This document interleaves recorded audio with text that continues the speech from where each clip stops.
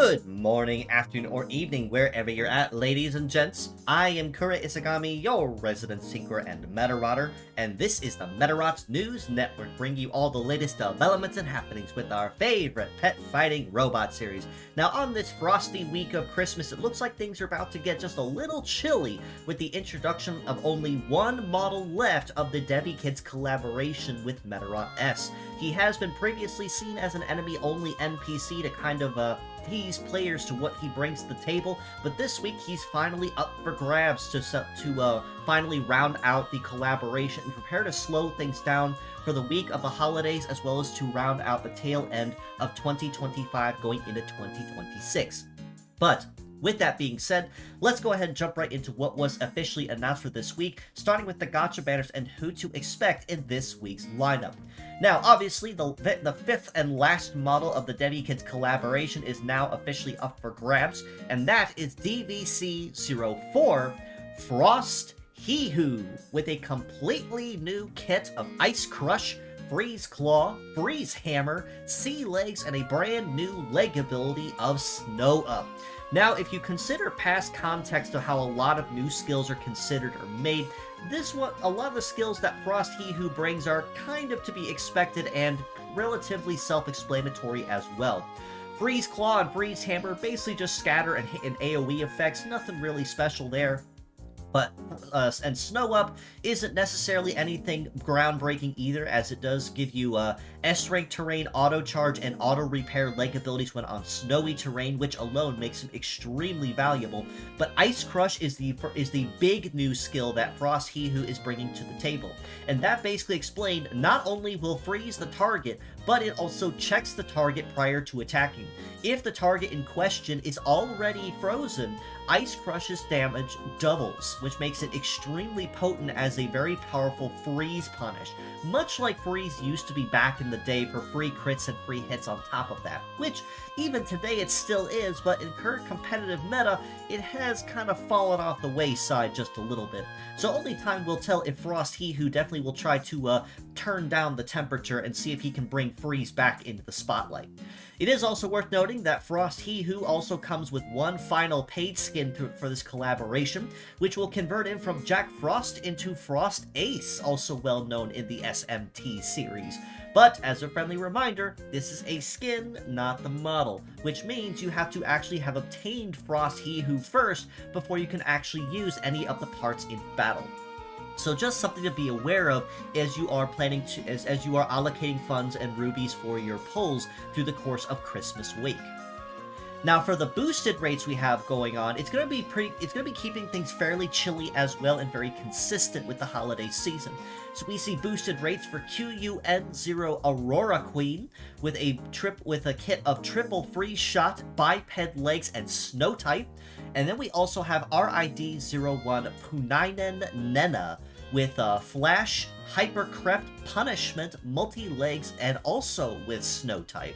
So honestly, there is a very obvious theme going on here, and given the holiday season, it is kind of obvious to tell what it is, but it also goes to show that these are actually going to be very, very good parts to have on hand, even if not for DPS, at the very minimum for coverage, because snowy terrain is one that a lot of models have a lot of difficulty with if you're not using Sea Legs or something to negate terrain incompatibility. And Snow type giving the user S rank on that makes it exceptionally valuable for that reason. Aurora Queen for free shot is fairly self-explanatory, but Punainen Nena also for the fantastic coverage it brings between gifts and punishment are also extremely potent all the same. For the fierce battles we have this week, it's going to be a heavy ailment week as well, focusing a little bit on some freeze, some chilly factors, and a handful of other factors as well. But this week, with the lineup, we have MON02 Kiru Mashura with a Heel Trap, Double Sword, Biped Legs, and Spearhead, and MON03 Iru Mashura with Repair Plant, Double Freeze Shot, Biped Legs, and Gunman, and at PLC01 Speed Alert with Mobile Boost, Thunder, Rifle, Wheeled Legs, and Emergency. On the bottom row, we have CLA-01 Kanahachi Mach 2 with triple hold, multi-legs, and Mariner. GBD-01 Blast Beat with guard boost, double break hammer, tank legs, and barrier. And GBG-01 Fret Beat with fight boost, beam sword, fire, biped legs, and generator. So honestly, it is kind of tricky to pick an MVP of the week because a lot of these models have at least one good part to have on hand. In some cases, more than one, depending on what it is. Kiru Mashita, mostly for basic sword if you need it in a pinch. Iru Mashita, whom I did mark as MVP of the week for free shot for fairly self-explanatory reasons. Speed Alert also be fairly solid for conventional thunder and basic rifle if you do need them. Kanahachi Mach 2 mostly for hold if you need to keep enemies slowed down or use multi-legs with terrain compatibility on Marine. Blast Beat will be mostly good for heavy punish with double break hammer, even if they're heavy. And Fret Beat also be really good for free beam sword. So honestly, farm all 6 just to have on hand, but Iru Mashita is going to be the big MVP to shoot for and farm for if you plan to make any use of them at all. For the final wave of the Shin Megami Tensei DeviKids collaboration, it is going to be one rerun reward and going to be keeping things on a fairly quiet note over the course of Christmas and the holidays. But this time around, we have the opportunity to pick up the Ice Medal, which is a sniper nature medal with a mastery in melee, shooting, and support, and leg masteries of biped, wheel, and C. We can also earn one last profile banner featuring the original Jack Frost himself, with the original art. We can also earn more gacha tickets and one last run of limited time rewards. Now this week's event, however, will also be Meta Meister, which is going to be a little easier to manage compared to previous weeks. Simply explained, they will only give you one level of the dungeon per day, and when you complete it, you can simply go back and do it again for a high score. But once you accomplish all the rewards of that particular bracket, you're done. You don't have to touch the event at all again for the rest of the day until the next day. And every day continuing over the course of this week, it will be progressively getting harder with every level of the dungeon released. Eventually with levels 5 through 7 actually having modifiers to make things just a little bit more difficult once you do get to that point. But ultimately, it should be a fairly quiet and fairly simple week as well, and very low-key, which is the best way to keep the holiday season. Now for Meta Survivor, though, it is going to be very quiet as well. No new bots, no newcomers coming to Meta Survivor that were not already in it, but it's going to be mostly just a brand new holiday event featuring all 3 of the MetaTuber gals, which will be Shushu Pop, Cheerful Bunny, and Leah Lila, all 3 in their V2 bodies, which are currently available in-game. No word on their V3s, but I am most certainly counting on the fact that they will be coming eventually.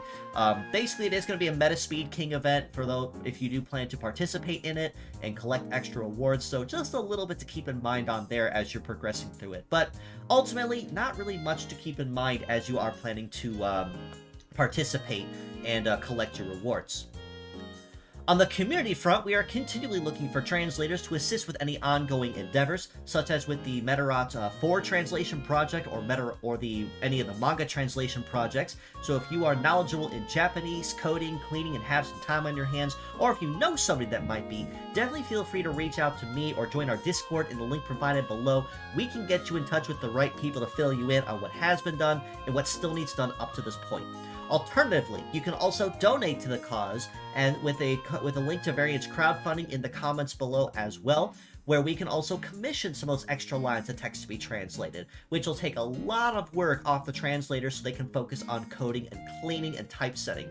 And given that Medarot 4 has even more text than 3, the more help we have with that, the sooner that we can have it complete and finally see the final chapter of the Ikki saga with Ikki and the gang that everybody knows and loves.